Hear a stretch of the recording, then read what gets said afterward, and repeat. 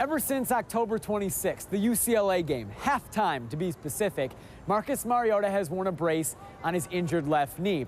But he can point to a specific moment in the Oregon State game, the Civil War, when he made a cut and his knee felt fine.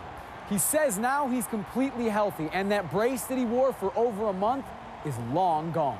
I told Chief, I threw that thing out away. I was like, I'm gonna throw that away, Chief. I do feel a lot, freer. I don't know how to explain it, but yeah, I do feel a little better in the sense that I don't feel as restricted.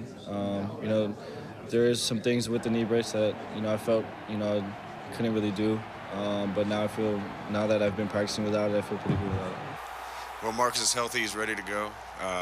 We're certainly expecting Marcus to tuck it under and run a little bit. Now that Mariota says he's healthy, the Ducks are opening up a bit more about how bad the injury actually was.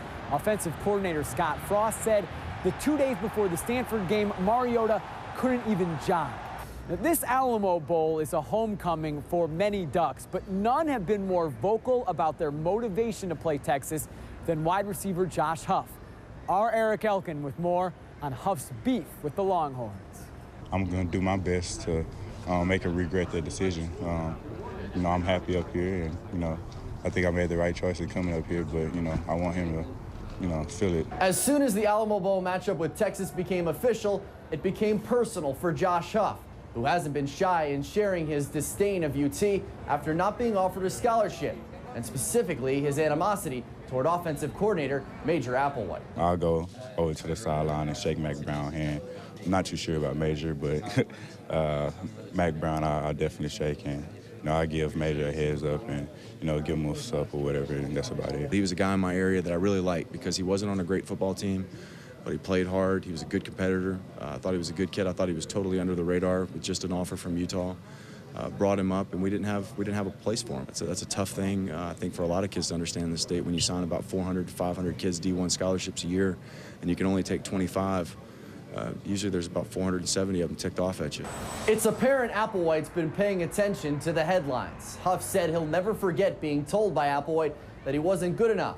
But without even being asked about that conversation, Applewhite wanted to make one thing clear. Sometimes what you say and what someone hears is not the same thing.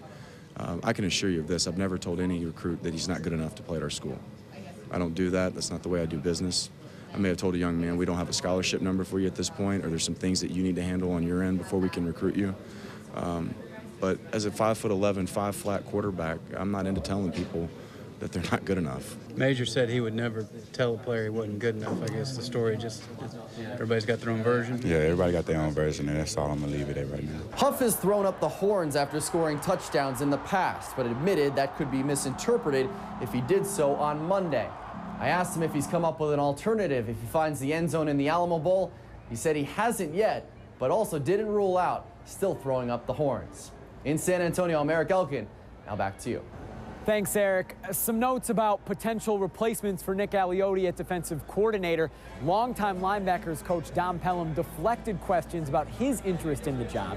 Defensive backs coach John Neal declined interview requests altogether.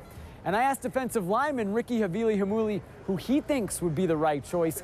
And he said his old defensive line coach, Jerry Azzanero, now with Chip Kelly in Philadelphia. From the Riverwalk in downtown San Antonio, I'm Jake Zivin. Back to you.